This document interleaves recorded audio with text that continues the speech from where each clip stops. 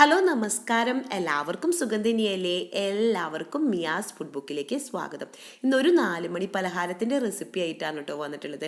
പെട്ടെന്ന് തന്നെ ഉണ്ടാക്കിയെടുക്കാൻ പറ്റുന്ന, വെറും 5 മിനിറ്റ് കൊണ്ട് ഉണ്ടാക്കിയെടുക്കാൻ പറ്റുന്ന ഒരു മധുരമുള്ള ഒരു 4 മണി പലഹാരമാണ്. അപ്പോൾ നിങ്ങളെല്ലാവരും ട്രൈ ചെയ്തിട്ട് നിങ്ങൾക്ക് ഇഷ്ടപ്പെടുകയാണെന്നുണ്ടെങ്കിൽ നിങ്ങളുടെ ഫീഡ്ബാക്ക് കമൻറ്റ് ബോക്സിലൂടെ അറിയിക്കാൻ മറക്കരുത്.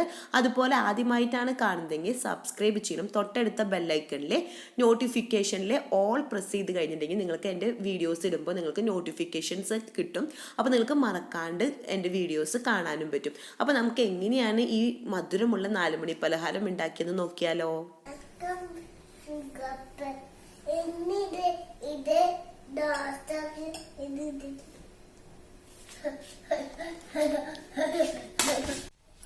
ഇവിടെ ഞാൻ ദോശമാവാണ് എടുത്തിട്ടുള്ളത്. സാധാ നമ്മൾ ദോശമാവ് ഉണ്ടാക്കുന്ന ആ മാവിന്ന് കുറച്ച് ബാക്കിയുള്ളത് എടുത്തു വെച്ചതാണ്. അപ്പൊ ഇനി ദോശമാവ് എങ്ങനെ ഉണ്ടാക്കാൻ അറിയാത്തവർക്ക് ഉണ്ടെന്നുണ്ടെങ്കിൽ ദോശയുടെ മാവിന്റെ ഉണ്ടാക്കിയിട്ടുള്ളത് ഞാൻ റെസിപ്പിയുടെ ലിങ്ക് താഴെ കൊടുക്കാം.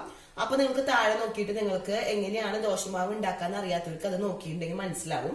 അതുപോലെ തന്നെ ഞാൻ ഇവിടെ ഒരു 1/4 കപ്പ് വെള്ളം എടുത്തിട്ടുണ്ട്. അതൊന്ന് ചതച്ചെടുത്തതാണ്. അപ്പൊ പെട്ടെന്ന് മെൽറ്റ് ആവാൻ വേണ്ടിയിട്ടും കുറച്ച് വെള്ളം യൂസ് ചെയ്തിട്ട് മെൽറ്റ് ആക്കി എടുക്കാൻ വേണ്ടിയിട്ടാണ് ഇതുപോലെ ചതച്ചെടുത്തത്. അതേപോലെ തന്നെ ഈ ഒരു 1/4 കപ്പ് വെള്ളത്തിന് അതിന്റെ 1/4 കപ്പിന്റെ പകുതി വെള്ളമാണ് എടുത്തിട്ടുള്ളത്. അപ്പൊ ഞാനൊരു പാനിൽ വെച്ചിട്ട് ഇതൊന്ന് മെൽറ്റ് ചെയ്തെടുക്കാൻ പോവാണ്. അതേപോലെ തന്നെ ഒരു 3 ഏലക്കായ കുരു മാത്രം എടുത്തിട്ട് ഒന്ന് ചതച്ചെടുത്തതാണ്. ഞാനൊരു പാനിലേക്ക് മാറ്റിയിട്ടുണ്ടെങ്കിൽ ഇതിലേക്ക് വെള്ളം ഒഴിച്ചു കൊടുക്കാൻ പോവാണ്. ഒഴിക്കും ഫുള്ള് ഒഴിച്ചു, അപ്പടി ഒഴിച്ചു. അപ്പൊ വെള്ളം ഒഴിച്ചു കൊടുത്തിട്ടുണ്ട്.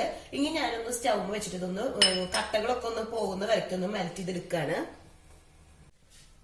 ഈ ഒരു ബൗളിൽ ഒരു നുള്ളു ഉപ്പ് ഞാൻ എടുത്തിട്ടുള്ളത്. അത് ഞാൻ ഈ ദോശമാവിലേക്ക് ഇട്ട് കൊടുക്കാൻ പോവാണ്.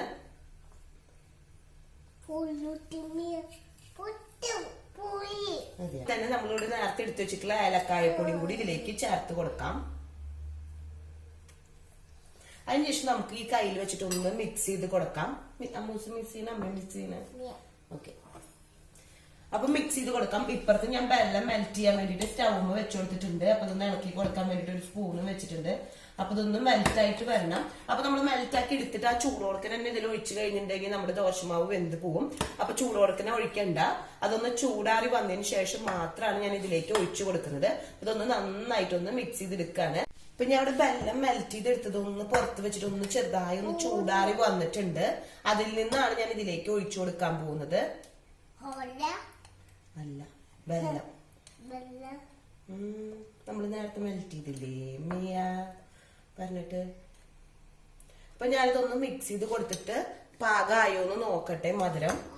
മിക്സ് ചെയ്ത് മെല്ലേട്ടാ ടേസ്റ്റ് ചെയ്ത് നോക്കാം. അപ്പൊ ഉപ്പ് എന്ന് പറയുന്നത് നമ്മളൊരു മധുരത്തിന് ബാലൻസ് ചെയ്യാൻ വേണ്ടിയിട്ടുള്ള ഒരു നുള്ളു ഉപ്പ് തന്നെയാണ് ഇതിലേക്ക് ചേർത്ത് കൊടുത്തിട്ടുള്ളൂ. നന്നായിട്ട് തന്നെ നമ്മൾ ഉപ്പ് ചേർത്ത് കൊടുത്തിട്ടില്ല. ഉപ്പിടാണ്ടാണ് ഞാൻ ഈ ദോശമാവ് അരച്ചെടുത്തിട്ടുണ്ടായിരുന്നത്. അരി, അതായത് 2 ഗ്ലാസ് അരിയിലേക്ക് 1 ഗ്ലാസ് ഉഴുന്നും അതുപോലെ 1 ടീസ്പൂൺ ഉലുവ, 1/4 കപ്പ് അവില്, വെള്ള അവിലും കൂടി ചേർത്തിട്ട് അരച്ചെടുത്തതിൽ നിന്നാണ് ഞാൻ ഒരു ബൗള് ദോശമാവ് നീക്കി വെച്ചതാണ് ഇത്.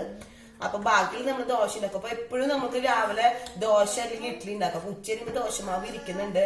പിന്നെ വേറെ ഒന്നും ഉണ്ടാക്കാൻ നമ്മൾ മടി പിടിച്ചിരിക്കുന്ന ദിവസങ്ങളിൽ ഇത് ഉണ്ടാക്കി കൊടുത്താൽ നല്ല ടേസ്റ്റ് ആണ്. ഇപ്പൊ ദോശയുടെ മാവ് കൊണ്ടാണ് നമ്മൾ ഉണ്ടാക്കിയെടുത്തതെന്നൊന്നും പറയില്ല.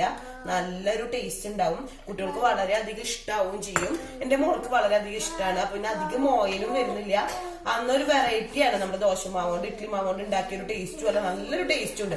ഉച്ചരിഞ്ഞിട്ട് ഒരു 4 മണി പലഹാരം എന്ന രീതിയിൽ തന്നെയാണ് ഇത് ഉണ്ടാക്കി കൊടുക്കാൻ പറ്റും.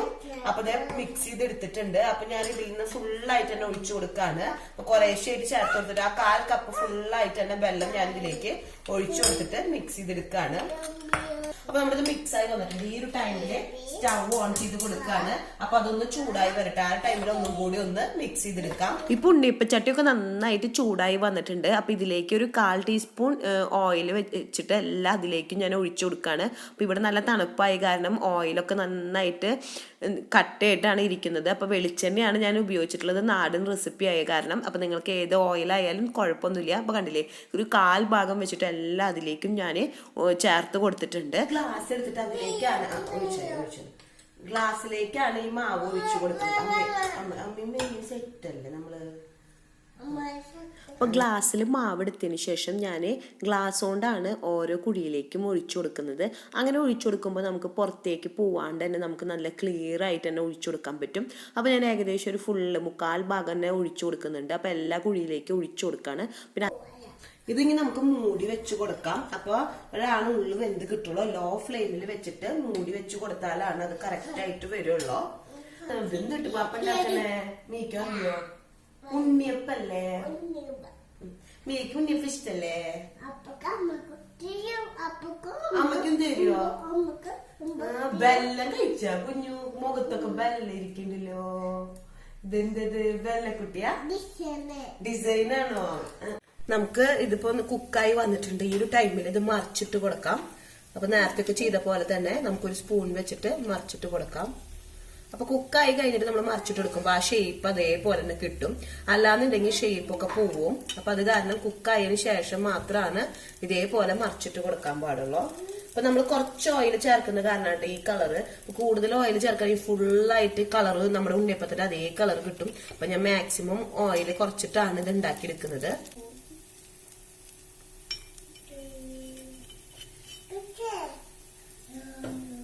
ഇനി നമുക്കിതൊന്ന് മൂടി വെച്ച് കൊടുക്കാം. അപ്പൊ മറ്റേ സൈഡ് ഒന്ന് കുക്കായി വരട്ടെ. അപ്പൊ ഇതൊക്കെ ഒന്ന് കുക്കായി വന്നിട്ടുണ്ട്. നമുക്ക് ഇതൊക്കെ എടുത്തിട്ട് മാറ്റാം. അപ്പൊ നമ്മുടെ ഈ സൈഡ് കണ്ടില്ലേ കുക്കായി ഒന്ന് നോക്കണതാണ്. അപ്പൊ കുക്കായി വന്നിട്ടുണ്ട്. നമുക്കൊരു പ്ലേറ്റിലേക്ക് മാറ്റി കൊടുക്കാം. നേരത്തെ മാറ്റി കൊടുത്ത പോലെ തന്നെ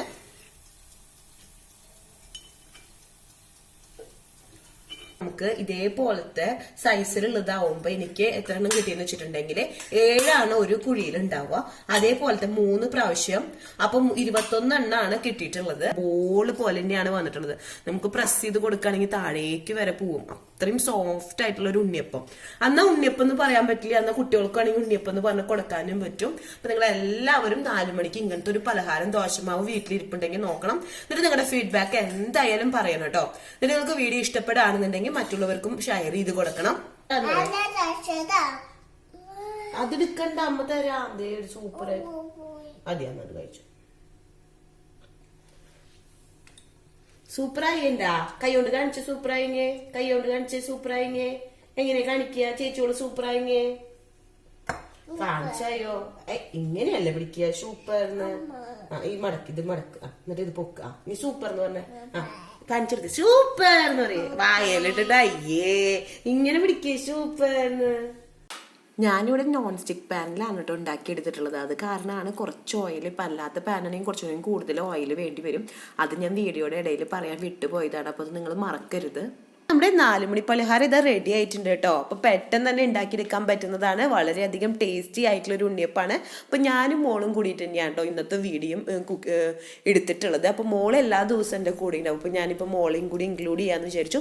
നിങ്ങൾക്കത് ബുദ്ധിമുട്ടായി തോന്നുന്നുണ്ടെന്നുണ്ടെങ്കിൽ കമൻറ്റ് ബോക്സിൽ അറിയിക്കുകയാണെന്നുണ്ടെങ്കിൽ പിന്നെ മോള് വീഡിയോയിൽ നിന്ന് അവോയ്ഡ് ചെയ്യാൻ നോക്കാം കേട്ടോ. അപ്പോൾ നിങ്ങൾക്ക് എല്ലാവർക്കും വീഡിയോ ഇഷ്ടമായി എന്ന് വിചാരിക്കുന്നു. അടുത്ത ദിവസം പുതിയ വെറൈറ്റി റെസിപ്പി ആയിട്ട് വീണ്ടും വരാം. Thanks for watching. ബൈ.